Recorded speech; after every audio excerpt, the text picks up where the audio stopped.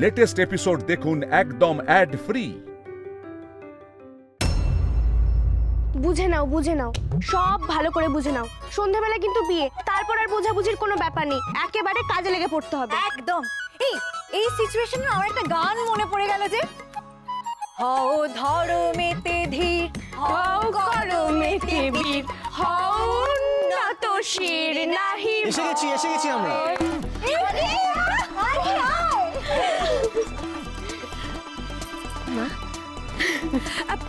কই গো আমার নতুন মা কই? ও বাবা, তুমি বুঝি আমার নতুন মা? এই বলছি আমি কিন্তু অনেক তত্ত্ব নিয়ে এসেছি। হ্যাঁ, আমার বাবার বিয়ে বলে কথা। দেখি তোমাকে একটু প্রণাম করি। কি করছো তুমি? এটা প্রণাম করছি, আর কি করব? না, দরকার নেই। এখন এভাবে পিছিয়ে গেলে তো হবে না। এই বাড়িতে তোমার দুটো শ্বশুর, একটা শাশুড়ি, দেওর, ভাসুর, ভাইপো, ভাইজিনে একটা ভরা সংসার, আর আমরা যারা তো আছি। প্লিজ আমাকে ছেড়ে দিন না, আমার সঙ্গে এরকম করবেন না। প্লিজ আমাকে বাড়ি যেতে দিন। হ্যাঁ, বাড়ি তো যাবেই তুমি। বাড়ি গিয়ে সুন্দর করে কোণে সাজে সাজুগুজু করে আবার সন্ধ্যেবেলা আসবে। ও তাহলে তো খুবই ভালো। তাহলে আমি এখন যাই। শোনো সুপর্ণা, শোনো, যদি তুমি ভেবে থাকো এখান থেকে বেরিয়ে গিয়েই তুমি পালিয়ে যাবে, তাহলে কিন্তু খুব ভুল ভেবেছো। এই ঘোষাল বাড়ির সঙ্গে তোমার সম্পর্ক জুড়ে গেছে, এত সহজে তো ছাড় পাবে না। বিয়ে তোমাকে করতেই হবে। এই তো আচ্ছা বিপদে পড়লাম। কে ওই বুড়ো দোজবরে বসকে এখন বিয়ে করে জীবনটা নষ্ট করবে? কোথায় ভাবলাম বসকে ম্যানেজ করে গয়না, শাড়ি, টাকা পয়সা এসব হাতিয়ে নেব, তা না, একেবারে বিয়ের পিড়িতে বসাতে চাইছে। একবার পালাই এখান থেকে, আমার টিকিটাও আর কেউ খুঁজে পাবে না। সুপর্ণা, হ্যাঁ কি ভাবছো? না, কিছু না। এখন যাই, তৈরি হতে হবে তো। যাও বাই।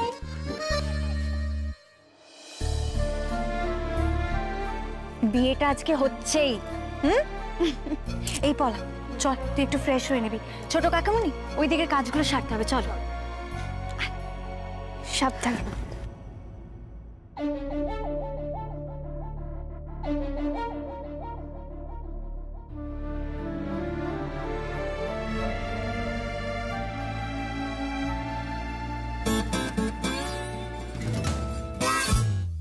মেজকা, তুমি কোথায় যাচ্ছ? এখন বেরোতে নেই। ছোটকা রূপমদাকে দেখো, মেজকা পালাচ্ছে। ও দেখো, তুই আবার ঘর থেকে বেরিয়েছিস, আবার কুসাঙ্গি। ছাড় আমি ঘরে যাব। মেজকা বিয়ের দিন পালাতে নেই, হবে। আমি কিছুতেই বিয়ে করবো না। আমার ভালো লাগছে না, ইচ্ছে নেই কোনো বিয়ে করার। আমার ইচ্ছে নেই না, এখন ইচ্ছে নেই বললে চলবে না। তুই মেয়েটার সঙ্গে অলরেডি অনেক কিছু করে ফেলেছিস। আমি আর সূর্য খুব সৌভাগ্যবান। আমি মানে আমাদের শ্বশুর মশাই, মানে কাকা শ্বশুর মশাইয়ের বিয়ে দেখতে পাবো। না মজা করছে আমার সঙ্গে? তোকে নিয়ে মজা করবো না তো আর কি করবো? হ্যাঁ, কি করবো বল? হাঁটুর বসে একটা মেয়েকে বিয়ে করছিস, মজা করবো না? হ্যাঁ, তুই কি ভুলে গেছিস এটা আমেরিকা নয়, এটা ইউরোপ নয়, এটা ইন্ডিয়া।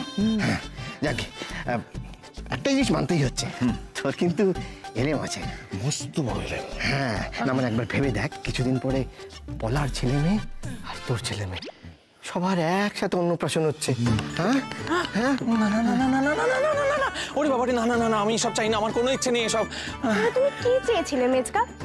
এরকম একটা সম্পর্কে জড়ালে তার পরিণতি যে খারাপ হবে, এটুকু বোঝার মতো তো জ্ঞান তোমার আছে। গৌরী, বিশ্বাস করো, তুমি একমাত্র পারবে আমাকে বাঁচাতে। এই বাড়িতে একমাত্র তুমি আছো। আমাকে ক্ষমা করো, আমি বিয়ে করবো না। আমি কিছুতেই বিয়ে করবো না, আমি বিয়ে করবো না। বিশ্বাস করো, আমার এই মেয়েটার প্রতি আমার সত্যি কোনো টান নেই। টান নেই? নেই? তাহলে কি আছে? কি আছে বলবো? হ্যাঁ বলবো, জাস্ট টাইম পাস, আর কিছু না। দেখি এই আমি তো বললাম, আমাকে ক্ষমা করে দাও প্লিজ। দেখো মেজকা, আমি ক্ষমা করার কেউ নই। যার সঙ্গে এই অন্যায় হয়েছে তারই এই সিদ্ধান্ত। আচ্ছা রূপম দাদা, ছোটকা, তোমরা তাড়াতাড়ি মেজকাকে তৈরি করে দাও, সন্ধ্যায় তো বিয়ের লগ্ন। আরে কোথা? আমি বিয়ে করবো না।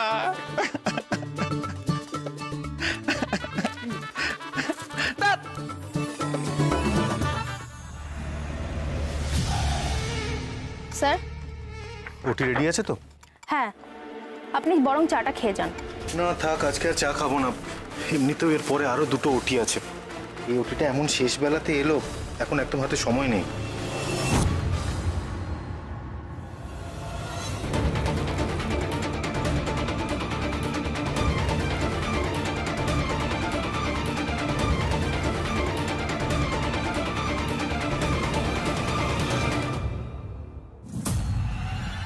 সর্বনাশ করেছে স্যার, আজই চা খেতে চাইছে না।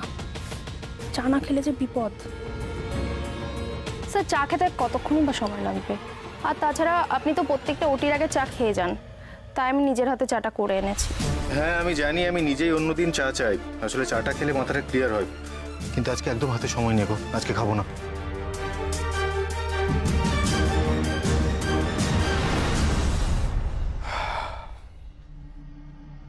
আচ্ছা ঠিক আছে, দাও। এত কষ্ট করে যখন এনেছো,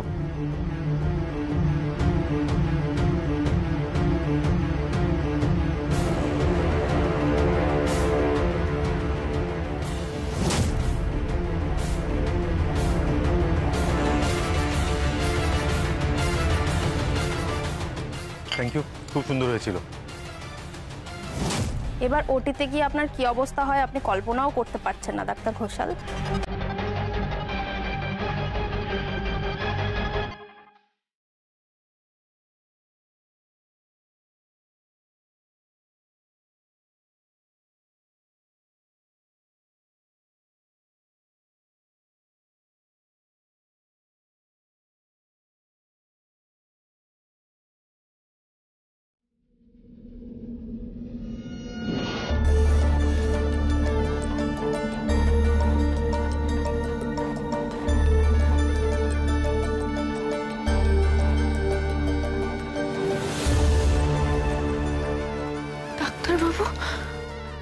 ডাক্তারবাবুর কিছু হলো?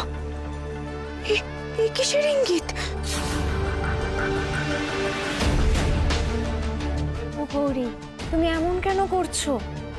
হঠাৎ একটা দমকা হাওয়া দিয়েছে, তাই প্রদীপগুলো নিভে গেছে। তাও তো তুমি একটা বাঁচিয়েছো, তাই না? না নীলা দিদি, আমার ব্যাপারটা একদম ভালো লাগছে না। নিশ্চয়ই কিছু খারাপ করছে। আরে তুমি শানকে একটা ফোন করে দেখো না, তাহলেই তো হলো। হ্যাঁ ঠিক বলেছো।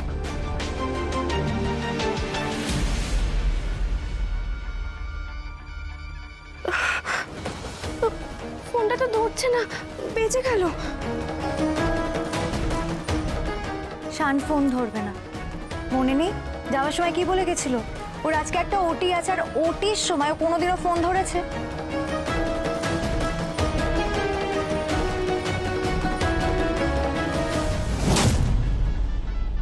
ওটিতেই তো আছে ঈশান, ওই ওটিতেই তো ঘটছে যা ঘটার।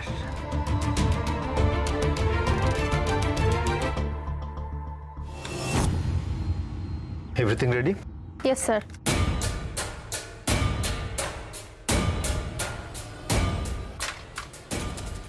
ওকে, it might get a bit longer. স্যারকে তো একদম হিট দেখাচ্ছে। চার ওষুধটা মেশাসনি? আরে মিশিয়েছি তো। তাহলে এতক্ষণে তো ওষুধের রিয়াকশনটা স্টার্ট হয়ে যাওয়া উচিত ছিল। ভালো করে মিশিয়েছিলিস তো ওষুধটা?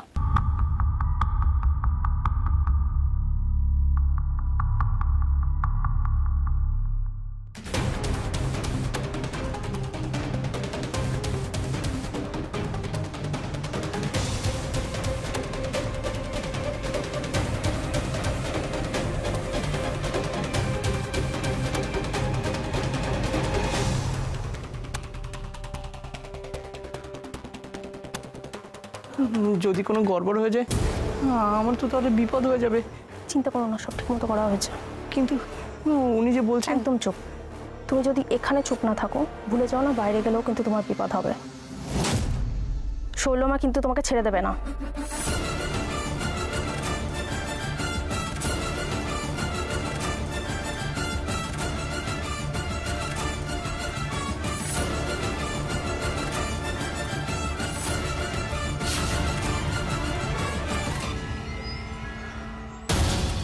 হেল্পেন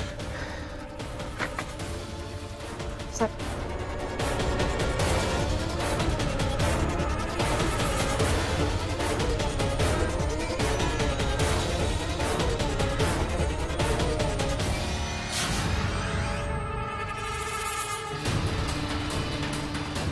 Dr. Ghoshal, are you okay? Dr. Ghoshal, what happened?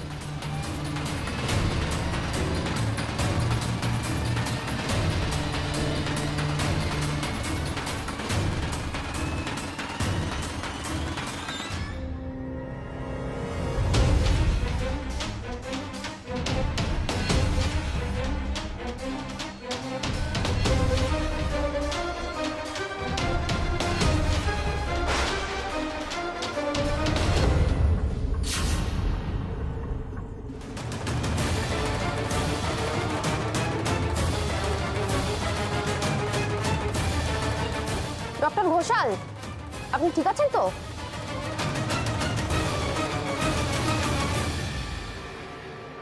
মনটা কেন এত অস্থির করছে? অন্য সময় তো করে না। তোমাদের মধ্যে ঝগড়া হয়েছিল না, তাই তোমার মন এরকম করছে। তুমি বুঝতে পারছো না, আমাদের সব ঝামেলা আজ সকালেই মিটে গেছে। ডাক্তারবাবু আর রাগ করেনি। তাই নাকি?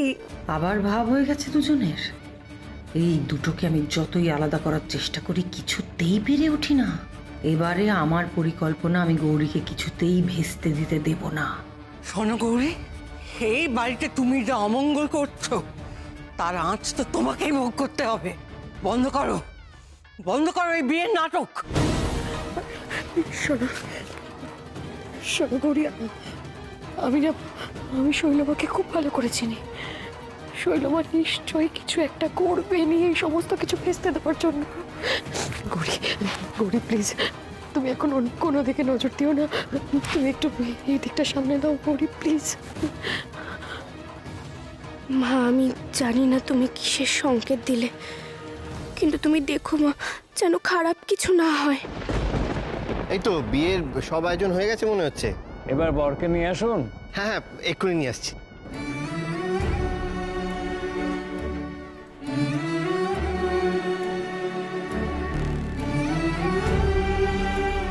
এই তো আমাদের বরকে নিয়ে এসেছি। নাও নাও, শাক ভাজা উলু দাও সবাই।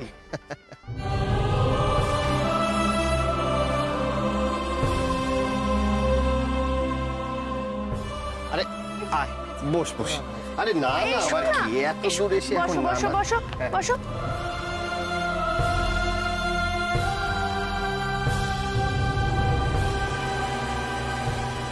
জানো বৌদি, প্রথমবার কেন জানি না মাধুরীকে দেখে আমার এত কষ্ট হচ্ছে। কষ্ট আমারও হচ্ছে চিকু বাবু, তবে তুমি চিন্তা করো না, মা মেজো কাকিমুনির সব দুঃখ দূর করে দেবে। আমি তোমাদের আবার বলছি, যা হচ্ছে ঠিক হচ্ছে না। কিন্তু বাবা, কাকা, কাকিমণি কেউ এই বিয়েকে সমর্থন করছে না, অথচ তোমরা কেন এরকম বেকার হুজ্জুতি করছো? বউ কোথায়? তাকে তো দেখতে পাচ্ছি না। ওকে রূপম দাদা আর সূর্য দাদা আনতে গেছে গো মেজো কাকিমুনি।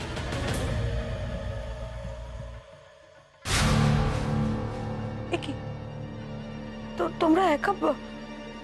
বউ কোথায়? বউ পালিয়েছে, এ বিয়ে আর হবে না। জয় মা ঘুমটা কালী জয়, জয় মা ঘুমটা কালী জয়, জয় মা ঘুমটা কালী জয়। বলো না তো, পারলে না তো, পারলে না তো বিয়েটা দিতে।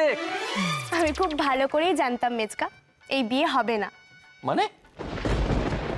সুপর্ণা তোমাকে একটুও ভালোবাসেনি, আর তুমিও ওকে ভালোবাসোনি। তা সত্ত্বেও তুমি মেজো কাকিমুনিকে ঠকিয়ে এই অন্যায় সম্পর্কে জড়িয়েছিলে। তাই তোমাদের না নিজেদের একটু আয়নার সামনে দাঁড়িয়ে চেনার প্রয়োজন ছিল। সুপর্ণা না পালায়নি, ওর যা দরকার ছিল সেটা মিটে গেছে, তাই তোমাকে ছেড়ে চলে গেছে। কি কি বলতে চাইছো কি তুমি? আমি বলি, তার মানে আপনি বলতে চাইছেন যে এতদিন আপনি আপনার বসকে ভালোই বাসেননি, মানে শুধুই টাকা পয়সা, সোনা দানা, শপিং এসবের জন্য আপনি ভালোবাসার নাটক করে গেছেন, তাই তো? আপনার কি মনে হয় আমার বস আমাকে কোনোদিনও ভালোবেসেছেন? অতনু স্যার খুব ভালো করেই জানতেন যে আমি ওনার মতো দ্বিগুণ বয়সী একজন বিবাহিত পুরুষকে কোনোদিনই বিয়ে করব না। আর তাছাড়া আমিও জানতাম যে উনি শুধুমাত্র নিজের প্রয়োজন মেটানোর জন্যই আমাকে ব্যবহার করছেন। তবে আমিও যেমন স্যারকে বিয়ে করব না, তেমন আমি ওনাকে ছেড়েও দেব না। উনি আমার জীবন নষ্ট করছেন।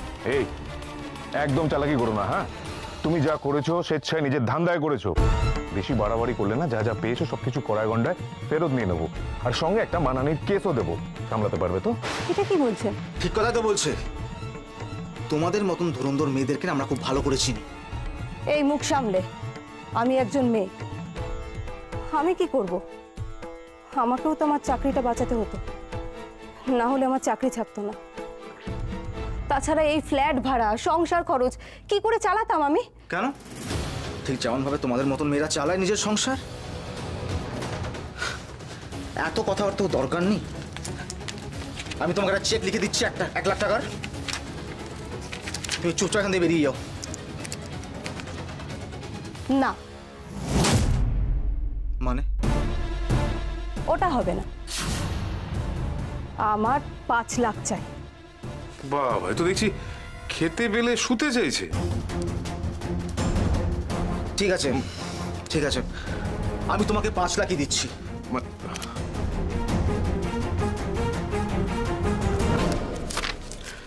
এরাও, কিন্তু একটা কথা কান খুলে শুনে রাখো, আজকের পর থেকে কিন্তু তুমি তোমার বসের সাথে কোনো যোগাযোগ রাখবে না। এই শহর ছেড়ে চলে যাও এক্ষুনি। এদিকে দেখি দেখি দেখি, এ ধরুন তো মাধুরী। হাই, শোনো না, আমি সত্যি বড় অন্যায় করে ফেলেছি। আর কখনোই অন্যায় হবে না, বিশ্বাস করো। আর যদি কখনোই অন্যায় করতেও যাই, তাহলে গৌরীর মুখটা আমার ঠিক মনে পড়বে। আমাকে আমার সংসার থেকে সরিয়ে দেওয়া না এত সহজ নয়। আমি তো সরাতে চাইনি তোমাকে, তুমি তো নিজের ইচ্ছেতেই সরে যেতে চেয়েছিলে।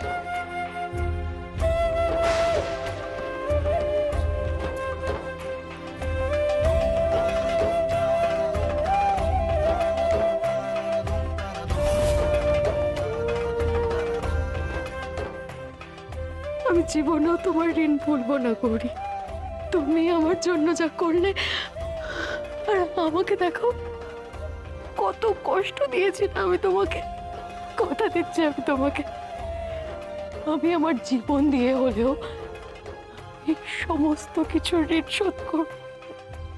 আর কখনো এমন কথা বলবে না, ওসব পুরনো কথা আমি মনে রাখিনি গো।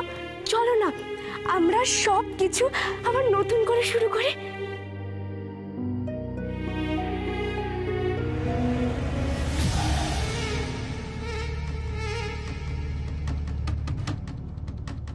স্যার, আপনি ঠিক আছেন? স্যার,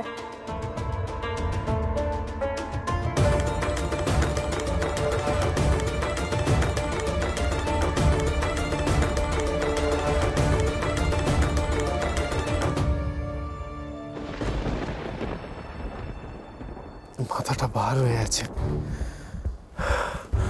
আমার কি হয়েছিল সিস্টার? স্যার, আপনি অপারেশন করতে করতে খুবই আনন্যাচারাল বিহেভ করছিলেন, যা আপনি আগে কখনো করেননি। হাত পা কাঁপছিল আপনার, তারপর হঠাৎ অজ্ঞান হয়ে পড়ে গেলেন। সে পেশেন্টটা কোথায়? আমি তো অপারেশনই করতে পারলাম না।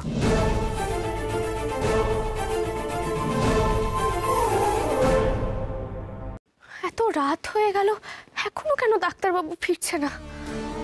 ও গৌরী, তুমি এত টেনশন করো না গো। তুমি তো জানো হসপিটালের কাজ কিরকম হয়। দেখো কখন কোন পেশেন্ট চলে আসে। হয়তো এরকমও হলো যে ভাই ঠিক বেরোনোর সময় এক গাদা পেশেন্ট এসে হাজির। তাহলে কিন্তু নীলা দিদি এরকম হলে তো ফোন করে দেয়, আজ তো ফোনও করলো না। ভাবিস না গৌরী, ভাবিস না। তুই আজ যেমন সুন্দরভাবে অতনুর ব্যাপারটা সামলালি, দেখবি আজ তো সব ভালো হবে, সব ভালো হবে। একদম ঠিক কথা। আর কোনো অমঙ্গলের চিন্তা মাথাতেও এলো না, কেমন? ও তখন থেকে শুধু অমঙ্গল আর অমঙ্গল করে চলেছে গৌরী। শৈলমা, আপনি এসব কি বলছেন? আমাদের গৌরী কখন কার অমঙ্গল চাইলো? ও তো নিজেই মূর্তিমূর্তি অমঙ্গল। যেদিকে তাকাবে সেদিকেই অমঙ্গল হবে। ভালো কিছু কেউ দেখতে পায়? এই বাড়িতে আসা থেকে শুধু অমঙ্গলই তো হয়েছে। আপনি সব সময় কেন এই খারাপ কথাগুলো বলেন বলুন তো শৈলমা? মেজো কাকিমণি পর্যন্ত নিজেকে বদলে নিয়েছে, আর আপনি যেমন ছিলেন তেমনই রয়ে গেলেন। আপনার তো একটু বোঝা উচিত, এইসব কুট কচালিগুলো না করে ভালো কাজ করা দরকার। এত বড় স্পর্ধা তোমার! তুমি আমাকে জানোই তাই বলছো? একটা সময় ভাগ্যদোষে আমি ভুল একটা কিছু করে ফেলেছিলাম, পদস্খলন হয়েছিল আমার, তার ফল আমাকে আজ না হয় ভোগ করতে হচ্ছে। কিন্তু একটা কথা তোমরা মনে রেখো, আমি শৈলমা, ঘুরে আমি দাঁড়াবই, মহা তপস্যা শুরু করবো আমার সুস্থতার কামনায়। সুস্থ আমি হবই, তখন কড়ায় গন্ডায় অপমানের বদলা মিটিয়ে নেব। এই তপস্যা করে আমি আবার আমার নিজের জায়গা ফিরে পাবো, আর তোমার আর ঈশানের হবে চরম সর্বনাশ। কি হলো বলুন? সে পেশেন্টটা কোথায়? আরে আরে কি হলো? আপনারা কোনো উত্তর দিচ্ছেন না কেন? পেশেন্টটা কোথায়? আপনি অপারেশন করার সময় অসুস্থ হয়ে কিছু ভুল করে ফেলেছিলেন স্যার। আমরা অনেক চেষ্টা করেও পেশেন্টকে বাঁচাতে পারিনি।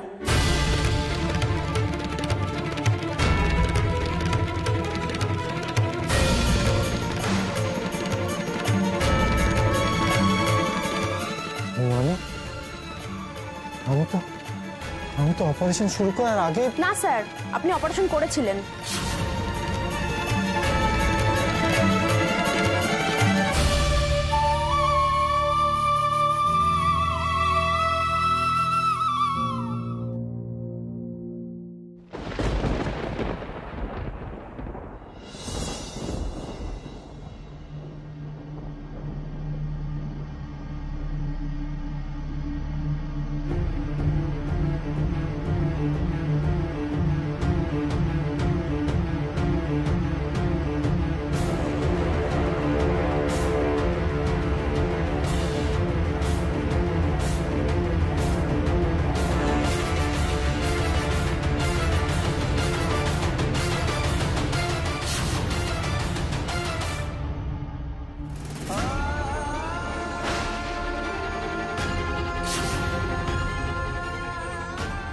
এভাবে আমার জন্য একজন পেশেন্ট মারা গেল,